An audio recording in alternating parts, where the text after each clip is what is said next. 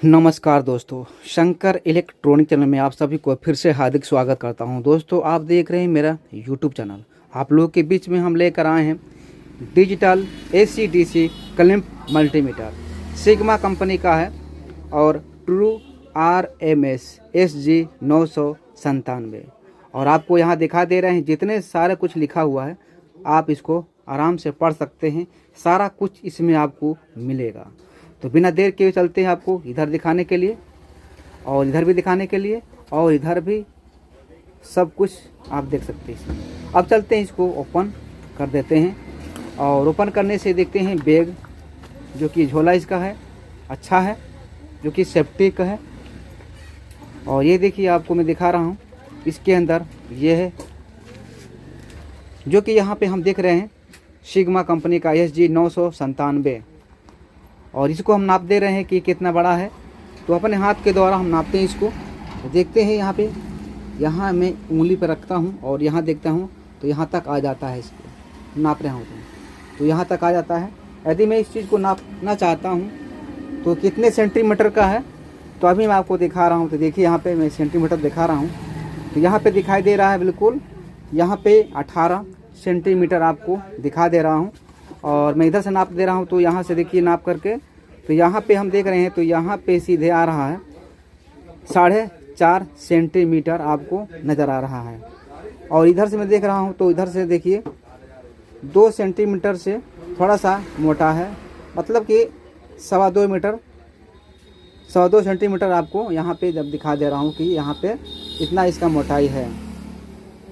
तो यहाँ पे आपको दिखा दिए हैं। और इसमें सेल जो लगता है, सेल मैं आपको दिखा दे रहा हूँ कि सेल ये है पतला वाला, जो कि जो घड़ी के सेल होता है उससे छोटा सेल होता है, वही लगा हुआ है।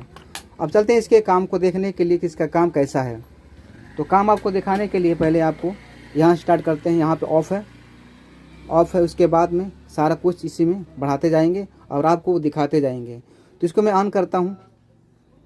तो पहले स्टेप में यहाँ पर आ गया और सीधे आ गया यहाँ पर क्या, DC।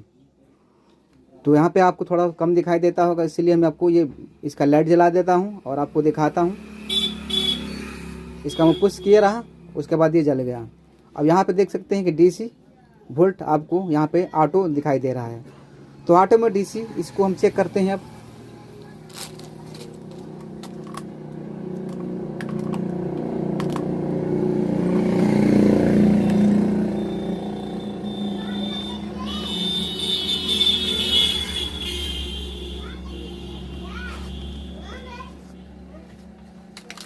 तो ये देखिए, यही सेल है पतला वाला, जो कि इसमें लग सकता है। और इसका वोल्टेज चेक करते हैं कि वोल्टेज कितना आ रहा है इसमें।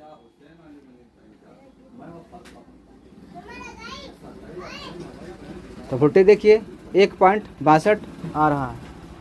1.5 वोल्टेज का सेल है और इसमें सेल का वोल्टेज अच्छा बता रहा है। और हम आगे चलते हैं DC 12 वोल्टेज चेक करने के लिए। DC 12 वोल्ट सप्लाई, तो हमारे जो बैटरी से काम लेते हैं उसी का वोल्टेज यहाँ पे हम आपको दिखा दे रहा हूँ कि कितना इसमें शो कर रहा है। तो यहाँ पे 11.71 दिखाई दे रहा है, 11.72 ऐसे वोल्टेज इसमें आ रहा है DC। अब चलते हैं आपको AC वोल्टेज दिखाने के लिए। तो अब ये तो ऑटो है, लेकिन ऑटो लिखा हुआ है, देखते हैं ऑटो पे क्या क्या बता रहा है। ऑटो पे AC बता रहा है कि नहीं बता रहा है, तो हम पहले चेक कर लेते हैं।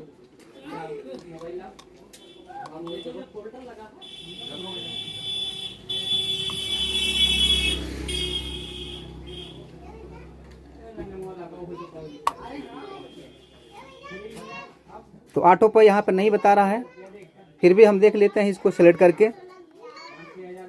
तो सेलेक्ट पर आ गया है AC, और AC ऐसे बता रहा है, जो कि अभी इसका लीड में लगाया नहीं हूँ। हो सकता है कि ये बोर्ड से खींच रहा है, तभी ये बता रहा है। यदि बोर्ड को मैं हटा दे रहा हूँ तब देखता हूँ, तो ऐसे ये बता रहा है। इसको मैं ऑफ करके देख रहा हूँ कि हो सकता है बंद हो जाए, चलना वलना बंद हो जाए। तो इसके एक बार हम बंद कर दे रहा हूँ, और बंद करने के बाद फिर से इसको मैं देख रहा हूँ क्या बता रहा है। ये DC पर आ गया है, और DC पर आने के बाद में इसको सेलेक्ट करते हैं, तब देखते हैं क्या बता रहा है। अभी देखिए ऐसे ही बता रहा है, इसका नंबर चल रहा है। अब नंबर चल रहा है लेकिन एसी पे दिखाई दे रहा है, ऑटो एसी दिखाई दे रहा है। तो अब हम चलते हैं इसको एसी ऑटो पर, देखते हैं कि क्या वोल्टेज में शो कर रहा है। तो दोस्तों यहाँ पे हम देख सकते हैं कि यहाँ पे 231 वोल्टेज एसी शो हो रहा है, 231 वोल्टेज। और यहाँ जो बल्ब जल रहा है साफ दिखाई दे रहा है कि यहाँ पे बल्ब जल रहा है और बल्ब यहाँ पे लगा हुआ है, यहाँ पे फोकस मार रहा है। तो इसमें थोड़ा हमें मिस्टेक दिख रहा है कि ये हमें दिखना नहीं चाहिए था, लेकिन इसमें दिखाई दे रहा है। खैर इससे कोई बात नहीं है। और यदि हम इसको देखा था कि ऑटो पर डीसी था तो नहीं बताया था, तो हम आगे चलते हैं टेम्परेचर को नापने के लिए। तो टेम्परेचर, ये टेम्परेचर है। तो टेम्परेचर पर नापने के लिए तो हम यहाँ पे क्या करेंगे, ये थर्मोकपल है और थर्मोकपल से हम चेक करेंगे कि क्या इसमें शो कर रहा है, क्या बता रहा है हीटिंग। तो हमारे पास जो आयरन जो है, मैं उससे काम करता हूँ, सोल्डरिंग आयरन। तो अभी मैं इसको ऑन नहीं किया हूँ, अब मैं इसको ऑन कर चुका हूँ। अभी ये ठंडा है बिल्कुल। तो अब मैं इसको चेक करूँगा इसी से। तो मैं ऑन कर दिया हूँ, अब चेक करते हैं कि इसमें क्या शो कर रहा है। तो आपको दिखा दे रहा हूँ करीब करके, ताकि आप भी इसको नज़र मिलाए। तो देखिए यहाँ पे देखिए टेम्परेचर बढ़ रहा है, टेम्परेचर बढ़ते जा रहा है सीधे। अब देखते हैं टेम्परेचर कहाँ तक जा रहा है।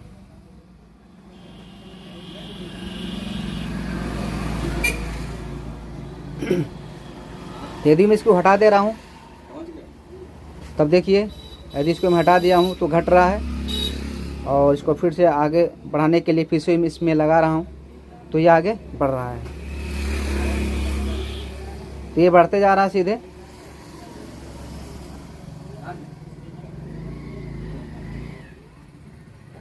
पचासी, 87, 88, 90, 91, 93, 94 ऐसे बढ़ते जा रहा है। तो दोस्तों इसका काम अच्छा है, और हो सकता है कि ये गर्म भी हो गया है, और अभी गर्म होगा तो अभी इसके बाद में चेक करता हूँ कि शोल्डरिंग जो आयरन है कितना हीट हो रहा है। तो कितने हीट पर ये रांगा को पिघला दे रहा है, इसको गला दे रहा है। तो अभी देखते हैं कि अभी इसको अभी गला नहीं रहा है, लेकिन अब देखते हैं इसका टेम्परेचर कितना हो। तो टेम्परेचर देखते हैं कितना हो गया।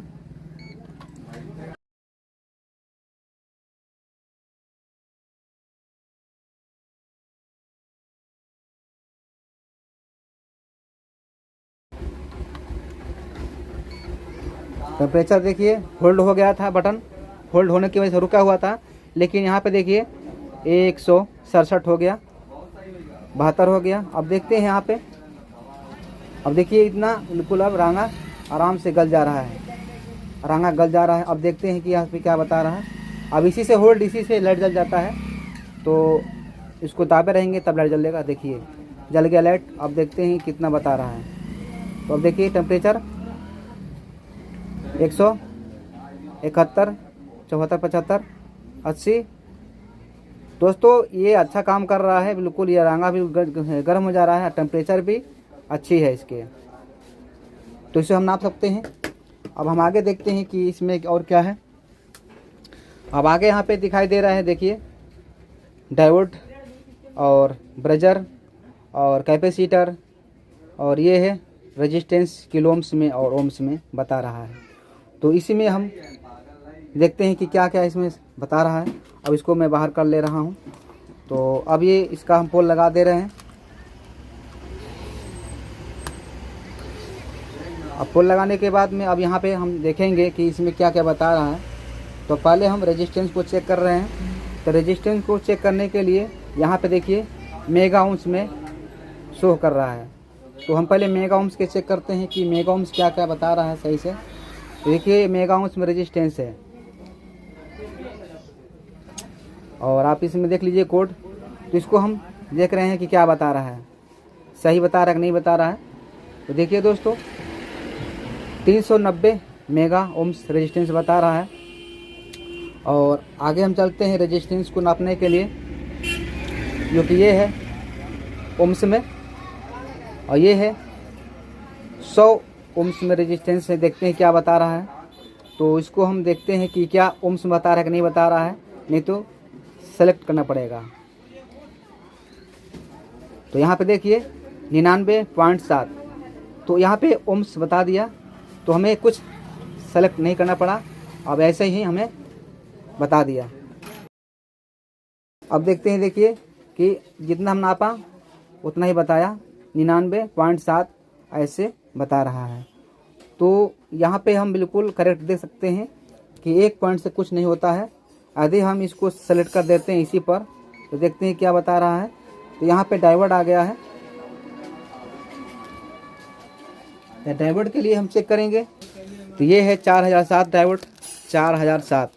तो इसको हम बाहर कर ले रहे हैं और इसको हम नाप ले रहे हैं कि ये है, देखिए ये हिस्सा है जो सफ़ेद दिखाई दे रहा है कैथोड है, ये हिस्सा है एनोड है। तो हमेशा ऐसे लगाएंगे। अब चेक करते हैं क्या बता रहा है।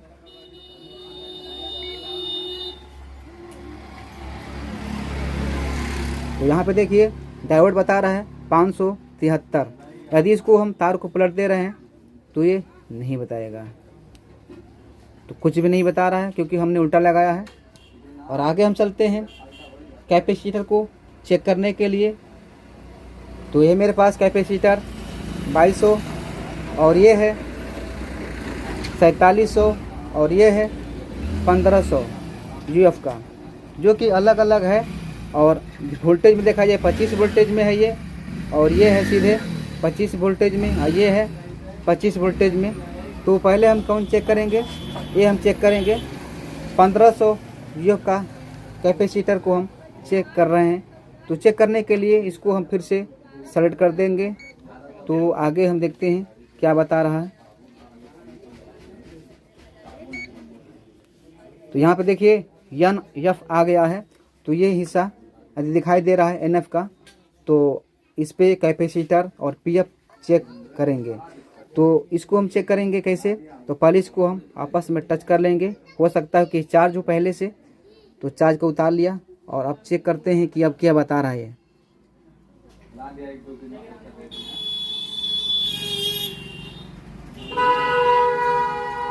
तो 1614।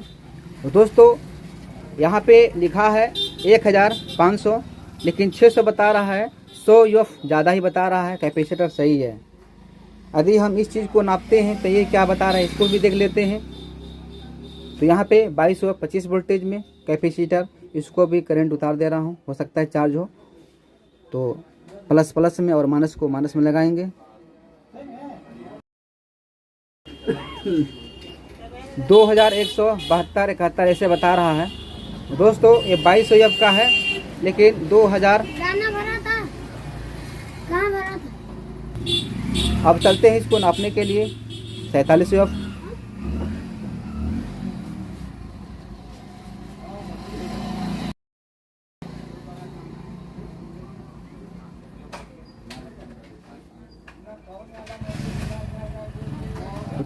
दोस्तों यहाँ पे देखिए, यहाँ पे लिखा है ओवरलोड।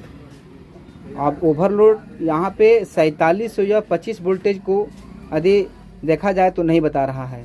यहाँ पे ओवरलोड बता दिया, मतलब कि इसको नाप नहीं सकता है। दोस्तों इसकी क्षमता ख़त्म, यहीं तक इसकी क्षमता थी बताने के लिए, अब आगे नहीं बताएगा ये।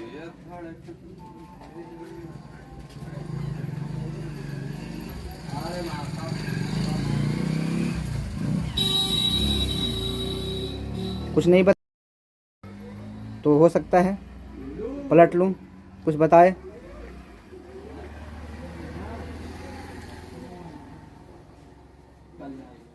तो तार को हमने पलट लिया है, पोल को प्लस को माइनस में या माइनस को प्लस में कर लिया है कैपेसिटर के हिस्से को। तो यहाँ पे अभी देखिए ओवरलोड बताया। अब दोस्तों हम यही देखते हैं इसमें कि इसमें जो कैपेसिटर है इससे ज़्यादा नहीं बता रहा है। यदि कोई चीज़ नापना हो तो 2200 या 25 वोल्टेज के कैपेसिटर को नाप सकते हैं, इससे ज़्यादा हम नहीं नाप सकते हैं। दोस्तों इसको हम नापने के लिए चलते हैं। ये क्या बता रहा है, जो कि ये PF है, यहाँ पे लिखा हुआ सीधे 564 के। तो यहाँ पे देखिए 564 के, ये क्या बता रहा है।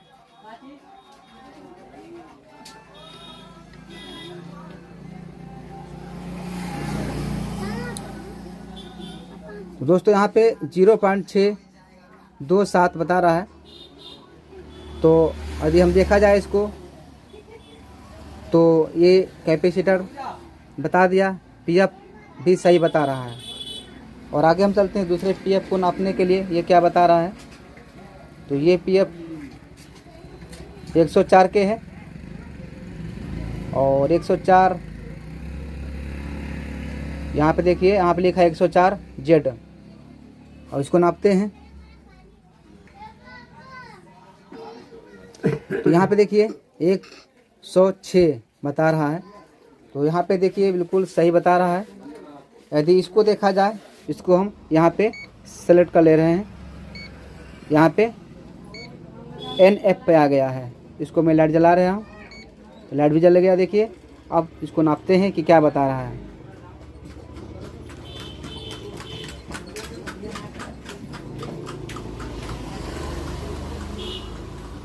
तीन 3.22 बता रहा है, जो कि 3.25 का है, 3.15 का है। दोस्तों उससे ज़्यादा कहीं बता रहा है ये MFD बढ़िया वाला। कि अब रह गया है क्या, हॉटेज जो है ये वाला। तो हम इसको हॉटेज बिजली का काम में चेक कर सकते हैं। ये जो है एम्पियर का जो है DC भी है और AC भी है। तो यहाँ पे आपको दिखा दे रहे हैं DC और AC एम्पियर नापने के लिए। तो एम्पियर कैसे नापेंगे DC को, तो इसको हम DC पे कर लेते हैं। तो DC हो गया। और अब क्या करेंगे, इसको नापने के लिए कोई चीज़ नापना हो तो हम इसको इसमें फंसा करके नाप सकते हैं। यदि सोलर का काम करते हैं, देखना है कि सोलर कितना एम्पियर बाहर कर रहा है। करंट बैटरी पे लगा दिए 12 वोल्ट, चार्ज हो रहा है बैटरी। तो उससे हम चेक कर सकते हैं कि हमारा सोलर चार्जिंग क्या एम्पियर कर रहा है। तो चलते हैं आपको एक बार दिखाने के लिए कि हमारा जो सोलर सिस्टम है कितने एम्पियर से चार्ज कर रहा है। तो अपने सारा लोड को मैं बंद कर दूंगा, अपने इन्वर्टर को बंद कर दूंगा और सिर्फ हम देखूंगा कि यहाँ पे लोड कितना बताएगा। और मैं लाइट को जला लिया हूँ और यहाँ पे हमने इसको सेट कर लिया है एम्पियर पे, देख लीजिए। और यहाँ पे हम देख रहे हैं कि अभी सोलर सिस्टम जो है बिल्कुल बंद पड़ा हुआ है। और अब देखते हैं कि यहाँ पे क्या बता रहा है। और हमने आज बैटरी को चार्ज भी नहीं किया है। और अब चलते हैं यहाँ पे। तो इसमें बैटरी का चार्जिंग एम्पियर हो रहा है, शाम भी हो रहा है। तो 1 एम्पियर से ऊपर जा रहा है, मतलब कि 1.70 एम्पियर से बैटरी चार्ज हो रहा है। लेकिन हम इस मीटर में देख रहे हैं, तो यहाँ पे अभी थोड़ा सा सुई आगे हुआ है। यदि इसको मैं कट कर दे रहा हूँ तो थोड़ा सुई डाउन हो जाएगा, देखिए। तो ये सोलर से करंट चार्ज होता है इस बैटरी, जो कि शाम को इस समय हो रहा है 3:44। तो इसलिए सोलर पे उतना धूप नहीं पड़ रहा है और बैटरी उतना चार्ज नहीं हो रहा है। देखा जाए तो 600 वाट का सोलर पे ये करंट इसमें शाम के धूप में यदि हम देखते हैं तो बिल्कुल 1 एम्पियर से थोड़ा ऊपर जा रहा है, 1.5 एम्पियर के चार्जिंग बता रहा है। यदि हम इन्वर्टर को ऑन कर दे रहे हैं, तो इन्वर्टर को हमने ऑन कर दिया है। अब देखते हैं कि इन्वर्टर हमने ऑन किया तो कितने एम्पियर अब इसमें बता रहा है, कितना बैटरी को खपत कर रहा है। फिलहाल में इसको हम बंद कर दे रहे हैं, सोलर को कटिंग कर दे रहे हैं। अब हमें सिर्फ खर्चा देखना है कि सारे हमने लोड को बंद ही करना चाहिए। तो अब इन्वर्टर सिर्फ ऑन है और हमने जितना लोड है इस पर दिया हूँ, कट कर दे रहा हूँ। अब दुकान में सारे अंधेरा हो गया है, किसी बोर्ड में लाइट नहीं है, किसी बोर्ड में कनेक्शन नहीं जा रहा है, वोल्टेज नहीं जा रहा है। अब सिर्फ इन्वर्टर जो खर्चा लेगा उतना ही इसमें शो होगा। तो देखिए दोस्तों 1.94 बता रहा है, यहाँ पे 1.94 बता रहा है। क्या बता रहा है, हमारा जो इन्वर्टर ले रहा है एम्पियर, सिर्फ ऑन किया हूँ तो इस पर कोई खर्चा नहीं। यदि हम देखते हैं, इसको मैं ऊपर कर दे रहा हूँ तो जितने मैंने इस पर लोड दिया हूँ, अब देखते हैं कि लोड जैसे मैंने इसको दे रहा हूँ तो कितने एम्पियर में शो कर रहा है। तो यहाँ पे देखिए 7.90, मतलब 7.90 ऐसे 50 साढ़े ऐसे कुछ घट रहा है, कुछ बढ़ रहा है। तो हम समझते हैं कि 8.5 एम्पियर के लगभग में जा रहा है एम्पियर। और यहाँ से हम अब देखते हैं कि कुछ घटा करके, जैसे मान लीजिए हमें घटाना भी है तो वोल्टेज को घटाना है और बढ़ाना भी है, तो हम चेक कर ले रहे हैं कि अभी हम एक बल्ब को हम बंद कर दे रहा हूँ। तो इस बल्ब को बंद करने के बाद में क्या घटा, तो 20 वाट का बल्ब को मैंने जैसे बंद किया हूँ तो 4.85 बता रहा है, 5 एम्पियर में करीब में जा रहा है। और मेरे पास जो एलईडी बल्ब है एक ही जल रहा है फ़िलहाल में, और कुछ झालर जल रहा है, बस ज़्यादा खर्चा नहीं है। तो आपको दिखा दे रहा हूँ, वहाँ पे देखिए वो जल रहा है। तो इससे आपको यही फ़ायदा हो रहा है कि आप इसमें एम्पियर देख सकते हैं। यदि इस चीज़ को हम नापेंगे एसी, तो एसी भी नाप सकते हैं इसी से।